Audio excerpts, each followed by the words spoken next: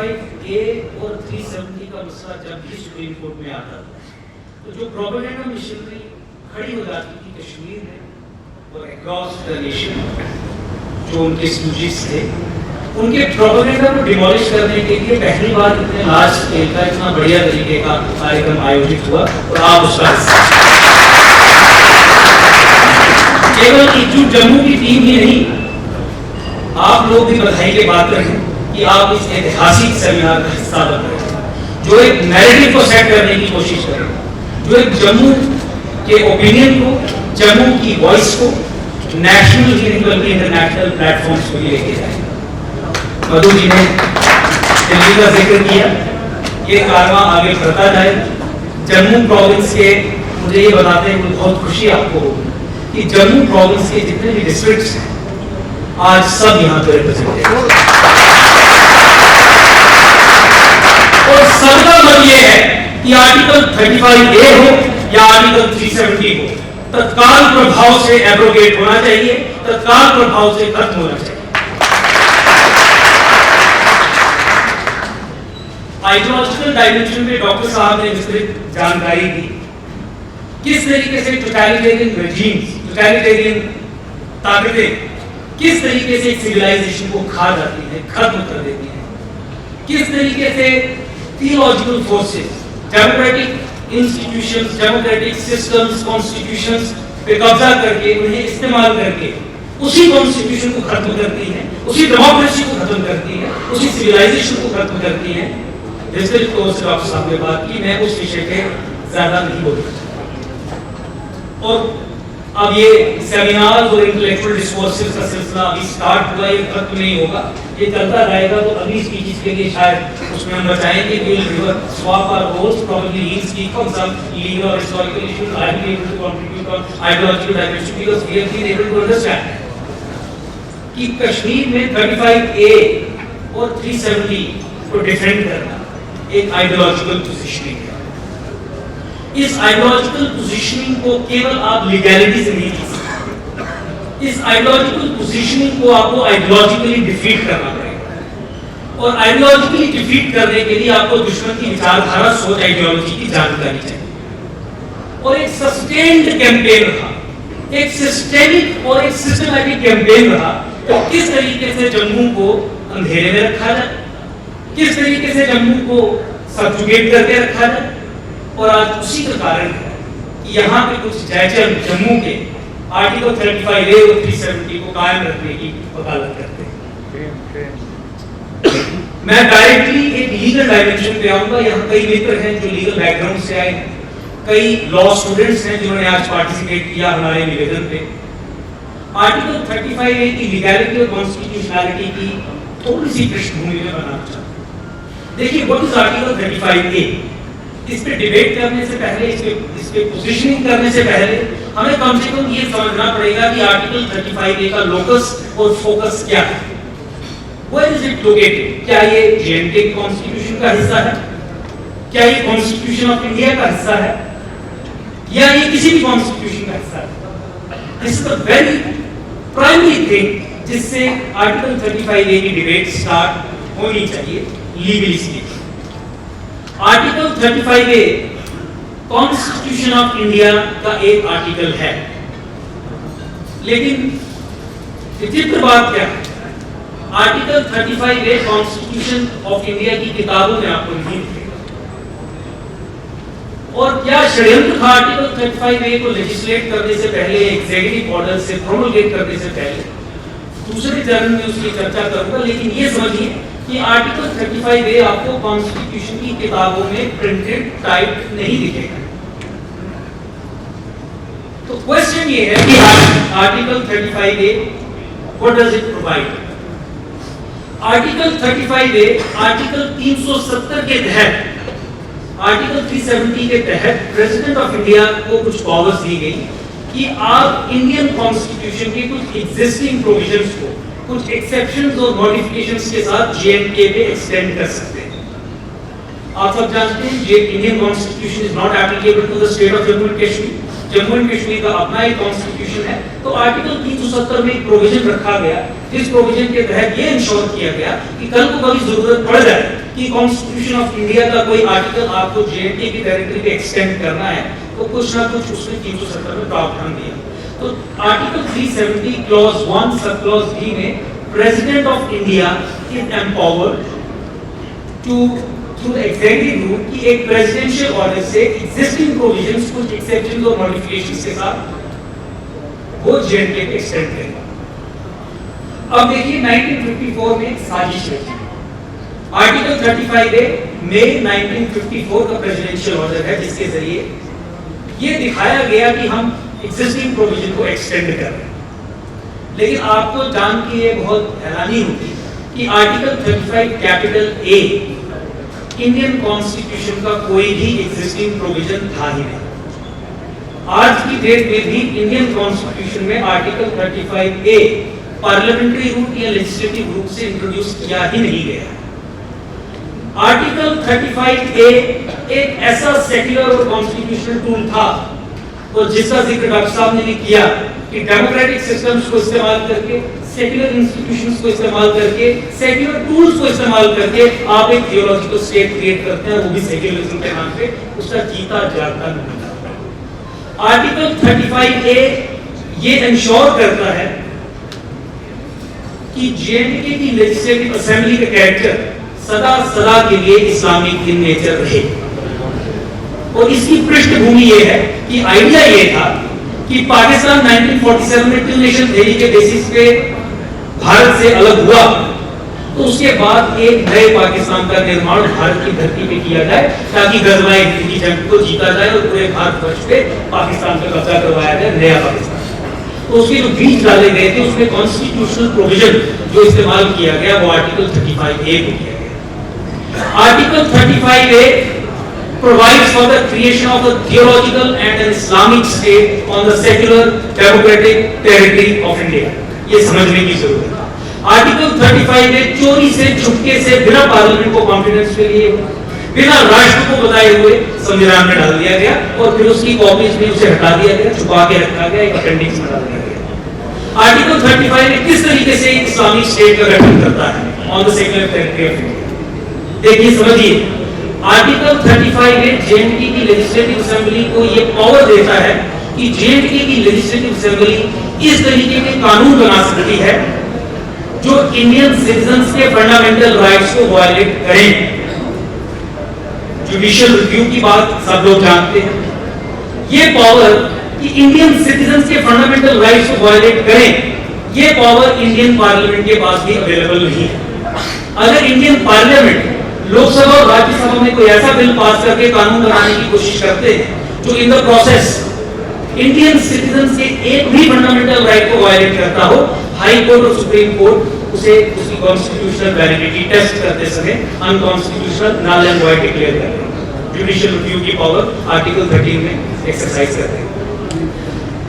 आपको अगर कॉन्स्टिट्यूशन में कोई नया प्रोविजन ऐड करना है तो आपको आर्टिकल 368 के तहत इंट्रोडक्शन करनी पड़ेगी, आर्टिकल 370 के तहत नहीं।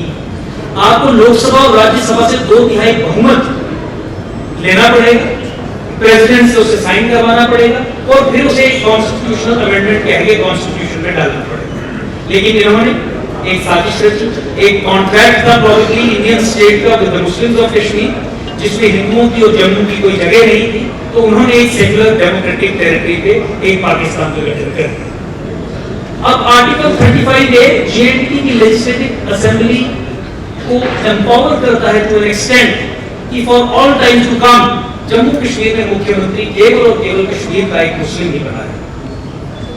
आर्टिकल 35 में जेएनके की लेजिस्लेटिव असेंबली को एम्पावर करता है कि वो नॉन मुस्लिम्स को सेकंड क्लास सिटीजंस की तरह ट्रीट कर सके।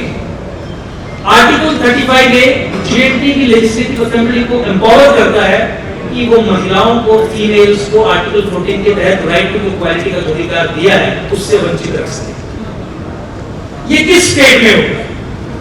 एक ऐसी असेंबली जिसका कैरेक्टर इस्लामिक है और इंडियन संविधान के एक प्रोविजन से उस असेंबली को पावर ये दी गई है कि आप महिलाओं के हकों का हनन कर सकते हैं, आप इंडियन सिटीजंस के फंडामेंटल राइट्स का हनन कर सकते हैं, आप नॉन मुस्लिम उनके फंडामेंटल राइट्स का हनन कर सकते हैं, तो क्या प्रैक्टिकली उन्होंने ट्रांसलेट करके भी आर्टिकल 35A को ये साबित नहीं कर दिया कि जेएंडके की स्टेट एक सेक्युलर स्टेट नहीं बल्कि एक थियोलॉजिकल, थियोक्रेटिक और इस्लामिक स्टेट है?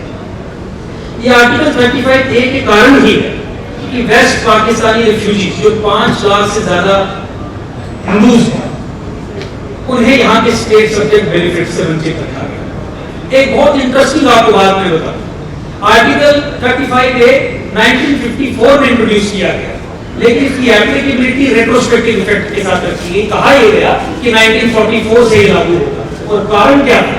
1947 में कई लाख हिंदू जम्मू कश्मीर में आए थे, उन्हें किस तरीके से, क्योंकि नॉन मुस्लिम्स थे, किस तरीके से उनके फंडामेंटल राइट्स को वायलेट किया जाए वो इंश्योर करना था। इसीलिए इन्होंने 1954 में बने हुए कानून की एप्लीकेबिलिटी की डेट 10 साल पीछे 1944 में रखी। तो क्लियरली ये घोष था कि नॉन मुस्लिम्स की टेरिटरी ऑफ इंडिया पे कोई जगह नहीं। क्लियरली एक असर्शन थी कि आर्टिकल 35 ने एक मुस्लिम स्टेट क्रिएट करता है, एक इस्लामिक स्टेट क्रिएट करता है, हम यहाँ पे अपनी मर्जी से लोगों को हक देंगे और अपनी मर्जी से लोगों को हक देंगे। आर्टिकल 35 के कारण ही आप देखिए दलित मूवमेंट्स के बारे में आपने सुना होगा, पढ़ा होगा, और उसका सबसे बड़ा क्रिटिसिज्म ये था कि जो दलित समाज के लोग हैं उन्हें मजबूर किया जाता है सोसाइटल लेवल पे, सोसाइटी में, कि आप दलित हैं तो काम दलित ही रहेंगे, दलितों का ही काम करेंगे। तो उसको लेकर सोशल रिफॉर्म मूवमेंट्स चली, कानून बने, कॉन्स्टिट्यूशनल प्रोटेक्शंस इंट्रोड्यूस की गई। इनफैक्ट एक स्टेप आगे जाके पॉजिटिव डिस्क्रिमिनेशन का कॉन्सेप्ट भी लाया। लेकिन यहाँ पे state of Jammu and Kashmir उसी प्रथा को आगे बढ़ा रही है।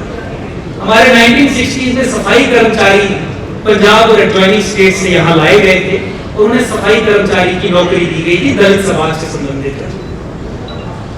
और state of J&K article 35A की बुनियाद पे ये कहती है कि वो सफाई कर्मचारी जिनकी संख्या आज की डेट में लाखों में है, जो 1960s में आए थे और जम्मू कश्मीर की सेवा कर रहे थे, सफाई कर्मचारी का काम कर रहे थे, स्टेट ऑफ जम्मू कश्मीर ये कहती है कि उन सफाई कर्मचारियों के बच्चे आज की जनरेशन के भी और आने वाली जनरेशन के भी केवल और केवल एक ही काम कर सकते हैं, वो है सफाई कर्मचारी बनने का। ना उन्हें केएस का फॉर्म भरने दिया जाए, ना वो सरकारी नौकरियां under the state of Jammu and Kashmir ले सकते हैं, ना वो जम्मू कश्मीर के 12वीं के बाद गवर्नमेंट प्रोफेशनल कॉलेजेस में एडमिशन ले सकते। तो जब स्टेट एक तबके के साथ ऐसा हश्र करे जिससे उसके फंडामेंटल राइट्स की वायलेशन, जिससे उसके बुनियादी हकूक की वायलेशन, और जिस चीज को लेकर इतिहास में मूवमेंट चलाई गई, क्या आप उस ऐसी स्टेट को किसी भी तरीके से कह सकते हैं कि ये स्टेट है जो रूल ऑफ लॉ के हिसाब से चल रही है?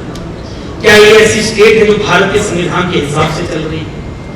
एक शख्स, एक इंसान किसी के फंडामेंटल राइट्स को वायलेट करे तो बात समझ आती। स्टेट भी कुछ हद तक कुछ विषयों में फंडामेंटल राइट्स को वायलेट करे तो कॉन्स्टिट्यूशनल प्रोटेक्शन से आप हाई कोर्ट जा सकते हैं, आप सुप्रीम कोर्ट जा सकते हैं।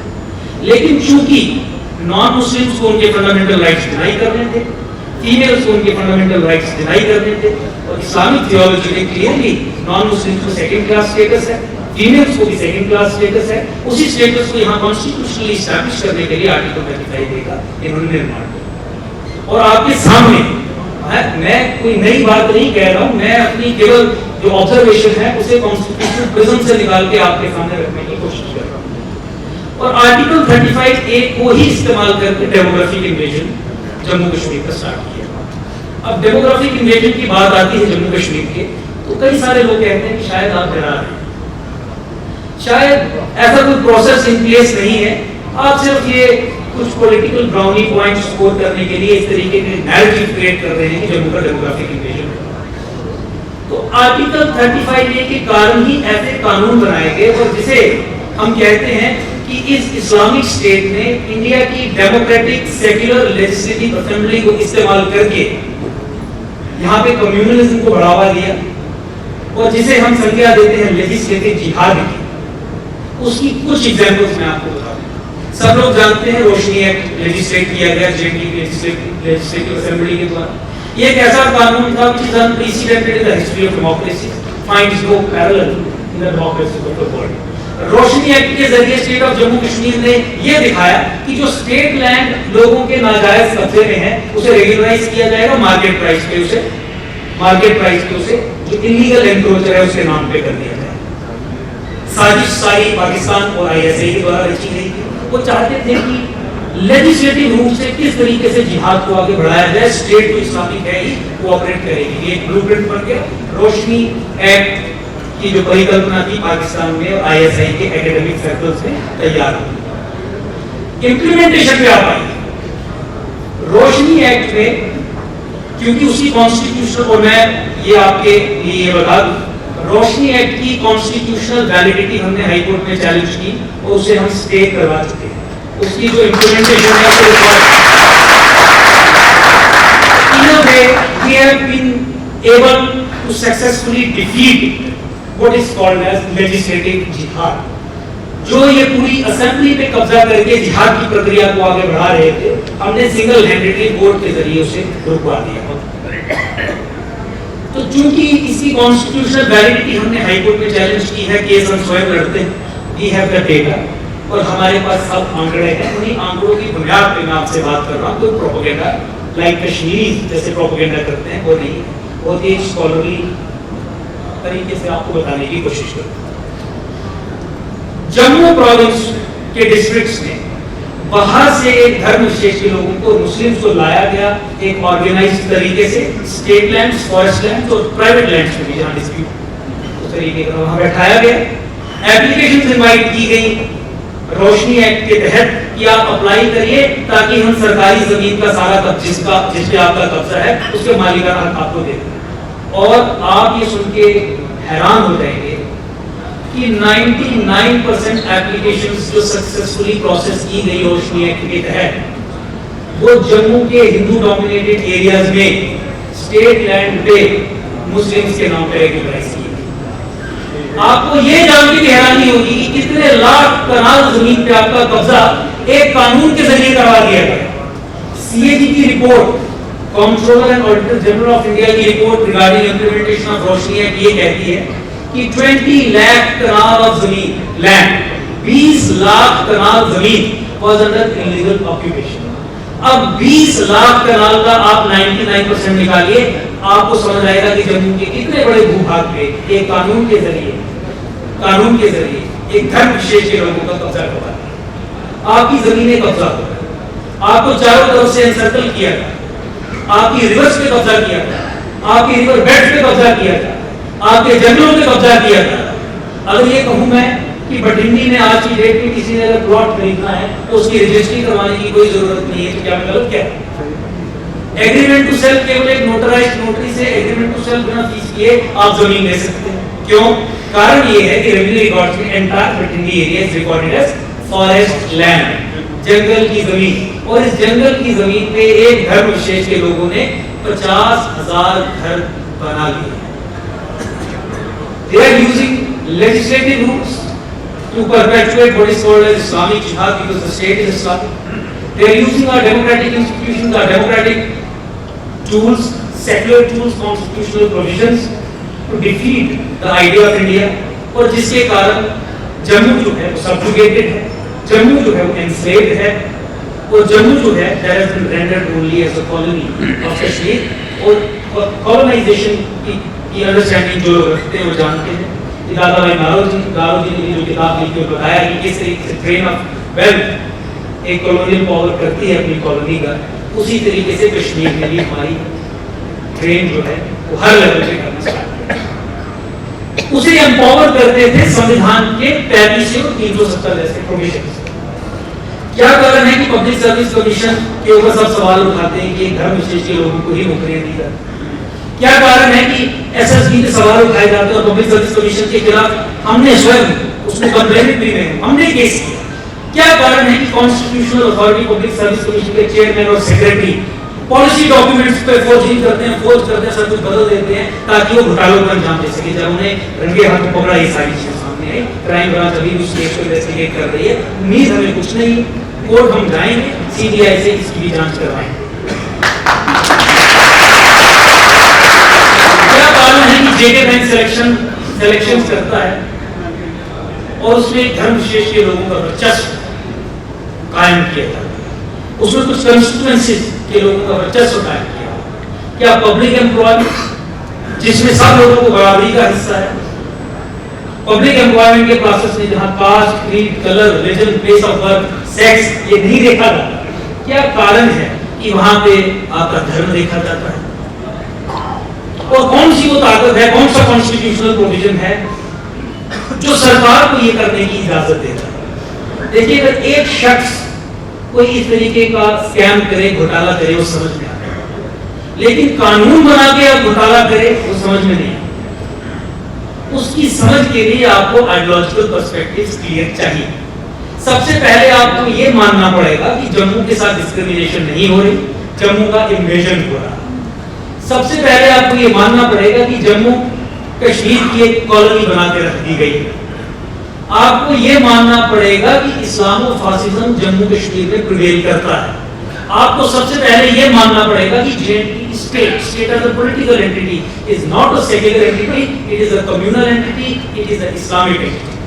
और उन्हीं प्रिंसिपल्स पे यहाँ पे गवर्नेंस चलाई जाती है और सबको संरक्षण मिलता है कॉन्स्टिट्यूशन ऑफ इंडिया के आर्टिकल 35 और 370 के जरिए। तो क्या ये हमारी ड्यूटी नहीं है फंडामेंटल लेवल पे? क्या ये बहुत बचकाना बात नहीं कहना कि आर्टिकल 35 और 370 का मतलब सिर्फ ये है कि इससे हमने पंजाबियों और बिहारियों को रोक के रखा है यहाँ से? आर्टिकल 370 और 35 का मतलब केवल और केवल प्रॉपर्टी राइट्स तक है। क्या ये मूर्खता नहीं? क्या ये इंटेलेक्चुअल बैंक्रप्सी नहीं?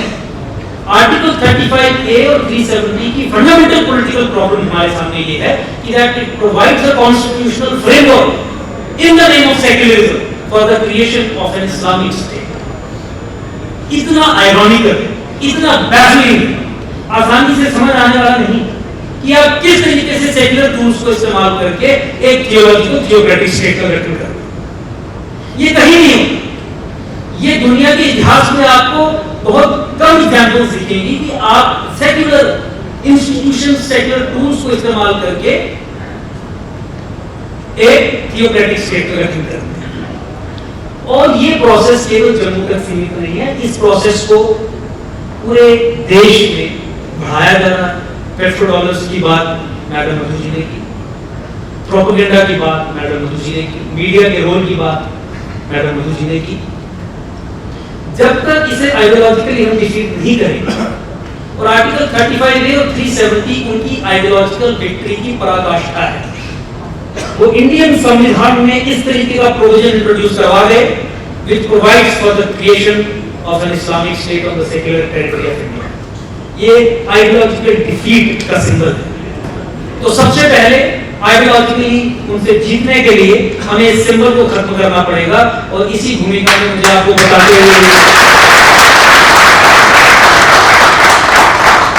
बताते हुए खुशी हो रही है कि एकजुट जम्मू की तरफ से कल ही चीफ जस्टिस ऑफ इंडिया के सामने अर्जेंट मेंशनिंग करके हमने पिटीशन फाइल की है seeking abrogation of article 35A, and after proving our locus stand on the issue the honourable supreme court has agreed to hear us on 31st August।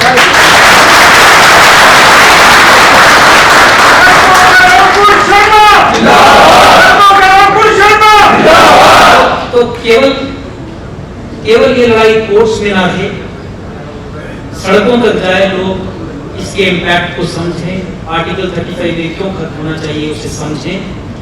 उसी पृष्ठभूमि में आज का सेमिनार हमने ऑर्गेनाइज किया। हमें बड़ी पीड़ा होती है देख के कि जब भी आर्टिकल 35 और 370 की बात आती है तो कश्मीर का point of view travels across the world.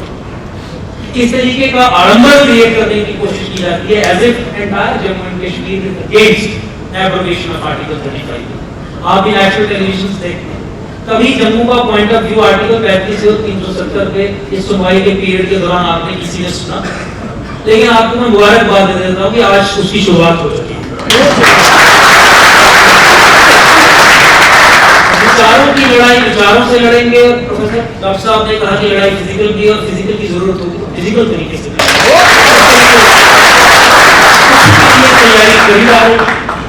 Lakhanpur से लेकर भद्रवाह तक और नौशहरा से लेकर आलसपुर और सांबा तक जगह जगह पे हमारी टीम्स बन चुकी हैं। जिस तरीके का प्यार लोगों ने दिया, जिस तरीके की इश्यूज को हमने टेक अप किया और जिस तरीके से लोग उन इश्यूज से जुड़े, उसके बाद आस्ता आस्ता, और सही कहा साहब ने भी और मैडम मधु की ऑब्जर्वेशन, हमें नहीं पता कि ये किस तरीके से हो रहा है, हमें नहीं पता कि किस तरीके से लोग इतना प्यार देते हैं, हमें नहीं पता कि किस तरीके से परिस्थितियां बन गई कि महबूबा मुफ्ती का जो चीफ मिनिस्टर है उसका एक सीक्रेट ऑर्डर मेरे हाथ में लग गया और हमने प्रेस कॉन्फ्रेंस कर दी, कोई कोशिश नहीं की।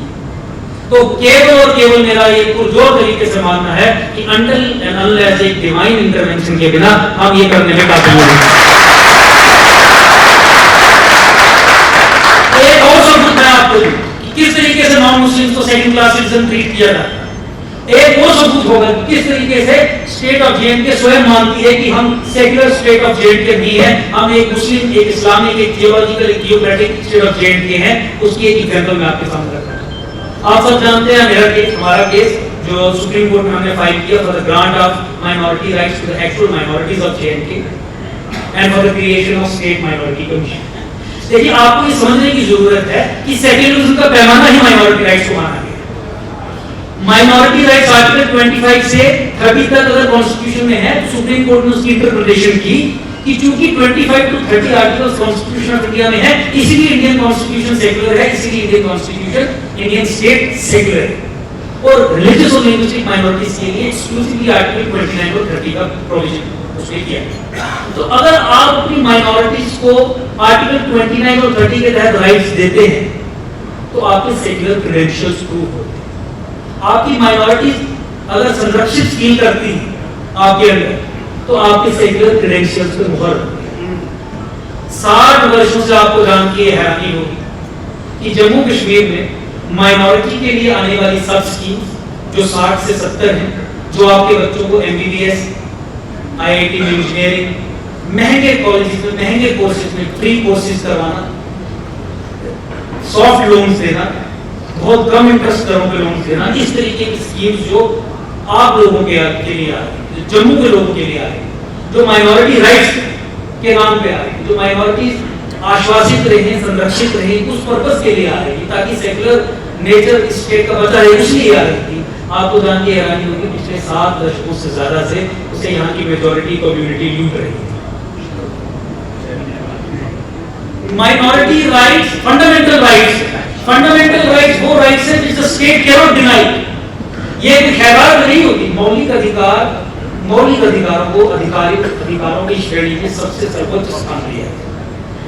चूंकि मौलिक अधिकार आपने हमें दिए हैं इसलिए हम इस सरकार को मानते हैं, चूंकि मौलिक अधिकार हमें मिले हैं इसलिए इस कॉन्स्टिट्यूशन के अस्तित्व को हम मानते हैं। फंडामेंटल राइट्स जिस दिन हमसे डिनाई किए गए उसी दिन स्टेट अपनी लेजिटिमेसी लूज कर जाता है और सरकार को कोई हक नहीं रहता कि वो पावर में रहे और सरकार को कोई हक नहीं रहता कि कॉन्स्टिट्यूशन के नाम पे लोगों पे राज करे। तो फंडामेंटल राइट्स की पोजीशन को और माइनॉरिटी राइट्स फंडामेंटल राइट्स, हम सुप्रीम कोर्ट में जब देखा कि यहाँ की माइनॉरिटी बेनिफिट्स को मेजॉरिटी कम्युनिटी ले रही, तब शायद उस समय ये समझ नहीं थी कि ये इस्लामिक स्टेट है और इस्लामिक स्टेट में ऑब्वियसली नॉन मुस्लिम्स के राइट्स मुस्लिम्स भी लूटेंगे। तब उस समय इस चीज का शायद प्रॉब्लली अंडरस्टैंडिंग नहीं हुई, लेकिन जिस तरीके से सुप्रीम कोर्ट ने, चूंकि ये केस मैंने स्वयं वहां पे लड़ा, तो जिस तरीके से टाइम पे एफिडेविट्स आते रहते थे उससे हमें ये और क्लियरली एस्टैब्लिश हो गया कि इसका कारण क्या। तो सुप्रीम कोर्ट में जेएनपी की सरकार हलफनामा दायर करती है, एफिडेविट पे कहती है कि ये मुस्लिम मेजॉरिटी स्टेट है, पिछले 7 दशकों से मुस्लिम यहाँ पे माइनॉरिटी राइट्स ले रहे हैं, मतलब मेजॉरिटी कम्युनिटी माइनॉरिटी राइट्स ले रही है। वो हक ले रही है जो हक मिलने के बाद एक छोटी सी जो तबका है, छोटा सा समाज है, वो थोड़ा संरक्षित फील करेगा। वो एक मेजॉरिटी कम्युनिटी ले रही है, हम अपनी स्टेट में माइनॉरिटीज को रिकॉग्नाइज नहीं कर रहे हैं और अगर हम करेंगे तो बहुत बवाल होगा। इस तरीके का एफिडेविट सुप्रीम कोर्ट में फाइल करना क्लियरली ये मानना था स्टेट ऑफ जे&के के बिहाफ पे कि we are not a secular state, we are a theocratic state because non Muslims in J and K have no rights at all. हम उनके फंडामेंटल राइट्स को रिकॉग्नाइज ही नहीं करते। तो 12 मार्च 2018 को मुझे आपको बताते हुए खुशी हो रही है कि we got a very positive judgement from the supreme court of India, जहां सुप्रीम कोर्ट ऑफ इंडिया ने मजबूर कर दिया जे&के की सरकार को ये कहने के लिए कि हमें ये काम करना ही पड़ेगा। तो साथ ही ये है कि 12 मार्च 2018 के बाद से आज तक आज भी माइनॉरिटी के राइट्स मेजॉरिटी कम्युनिटी ही ले रही है। तो नॉन मुस्लिम को किस तरीके से सेकंड क्लास सिटीजंस ट्रीट किया जाए, नॉन मुस्लिम को किस तरीके से उनके फंडामेंटल राइट्स डिनाई किए जाए, इसका जीता जागता उदाहरण और सबूत वो एफिडेविट है जो यहाँ की स्टेट ने सर्वोच्च न्यायालय में सुप्रीम कोर्ट ऑफ इंडिया ने दायर किया। कहने के लिए क्या रह रहा है, हम किताबी बातें नहीं कर रहे, ये sharing very practical experiences with you. ये मानते हैं कि हमारे साथ प्रॉब्लम है कि हम कहने में डरते हैं कि इस्लामिक स्टेट ऑफ जेएंडके है। वो तो सुप्रीम कोर्ट में भी जाके अल्फाम में कहते हैं कि ये इस्लामिक स्टेट। तो ये जो माइंड स्पेस पे कब्जा है कि स्टेट को स्टेट कहना, गलत को गलत ना कहना, ये जो माइंड स्पेस पे कब्जा है उससे कहीं ना कहीं हम ट्रांसेंड करना पड़ेगा। ट्रांसेंड तभी कर पाएंगे जब इस तरीके के सेमिनार, और इसीलिए जब हम इन चीजों की समझ में आई तो ये जिम्मेवारी हमारे पे कास्ट होगी कि जम्मू के होने के बाद, डोगरा होने के बाद जम्मू समाज को इकट्ठा करना और इन विषयों के बारे में बताना है, जागरूक करना, ताकि ये ऐसी मूवमेंट बने जो जम्मू को बचा सके और जो देश को भी बचा सके। इसके अलावा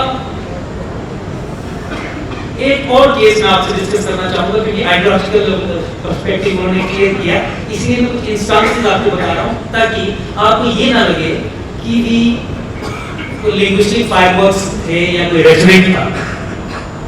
एक स्कॉलरली डिबेट थी, जो कहा जा रहा था उसका मतलब था, जो कहा जा रहा था वो एक्सपीरियंशियल था, जो कहा जा रहा था उसके सबूत पेश किए गए। तो मैं अपने आप को सीमित कर रहा हूँ उसी दायरे में।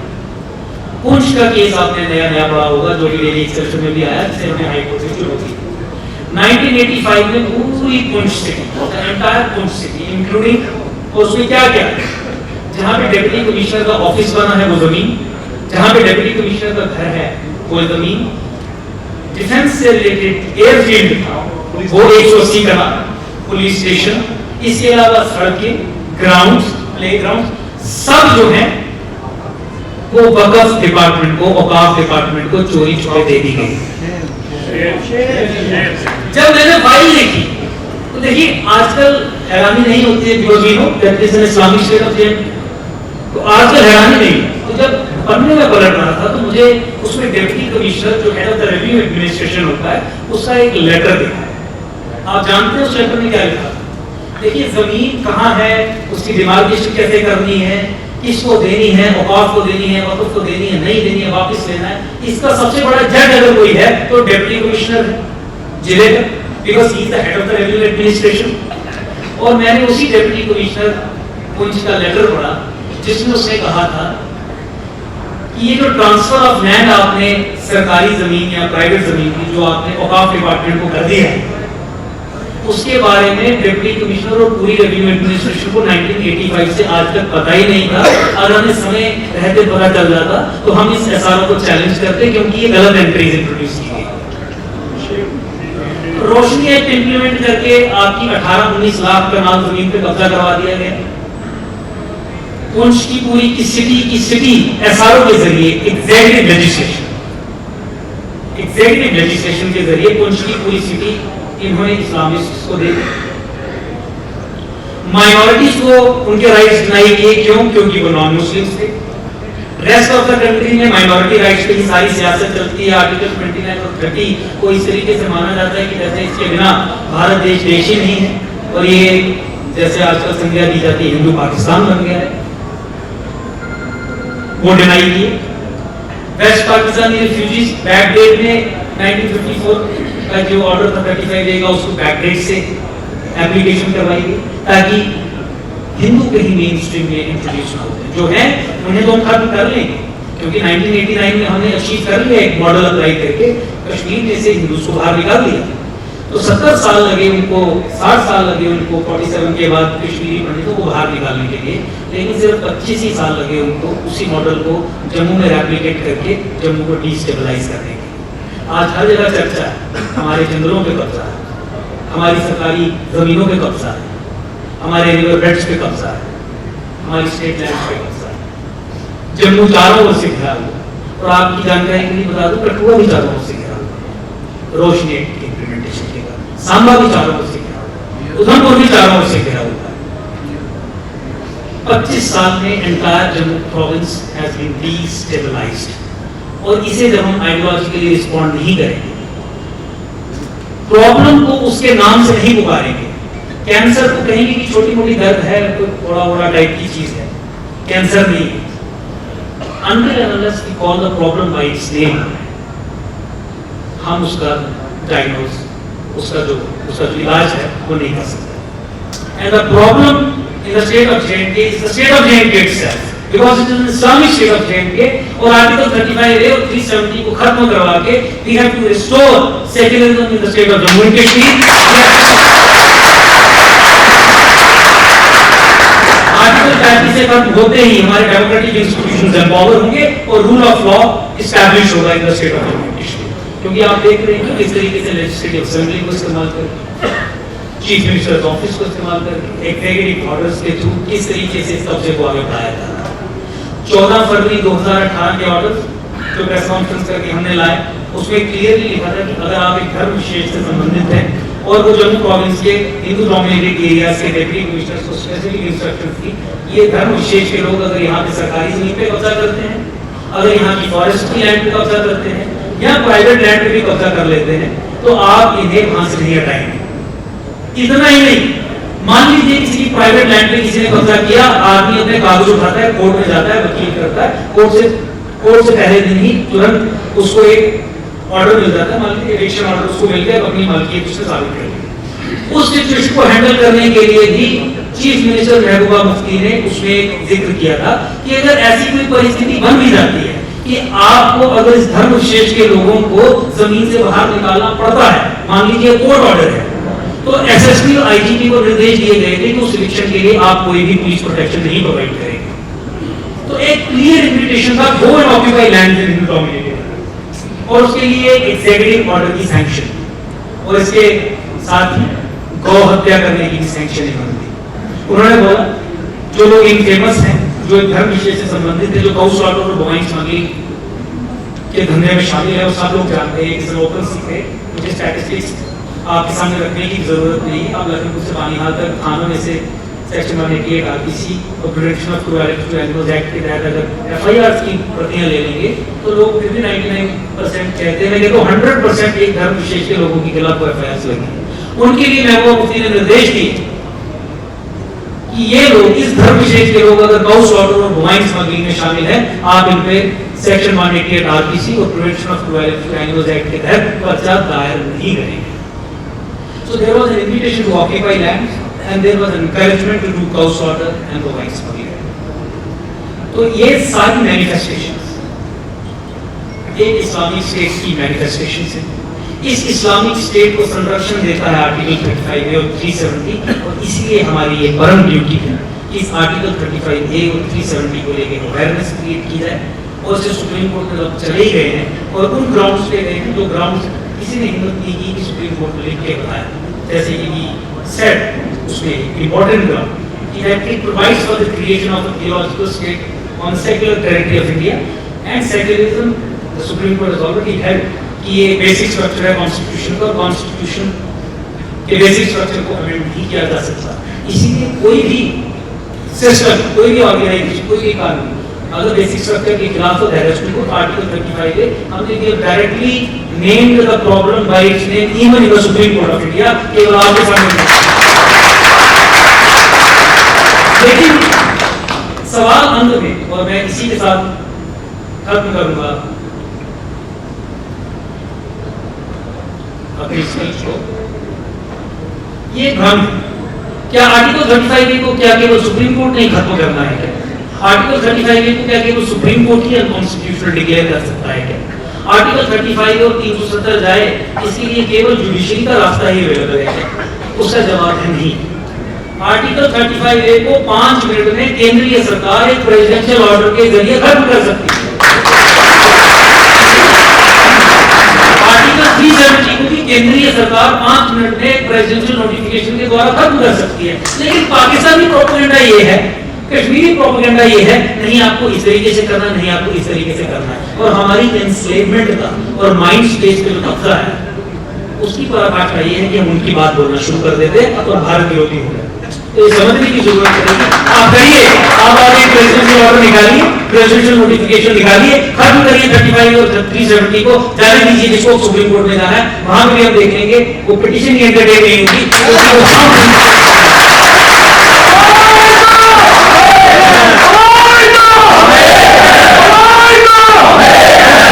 तो आपसे निवेदन करूंगा कि फिर भी कभी कोई सेमिनार हो, कोई प्रोटेस्ट हो, कोई पब्लिक ओपिनियन बनाने के लिए कोई प्रोग्राम हम ऑर्गेनाइज करें, या सुप्रीम कोर्ट में लड़ने की बात को, या आप आपस में बैठ के लोगों को एजुकेट करें, तो उसमें आपका समर्थन चाहूँगा। इसी के साथ एक बार फिर आपको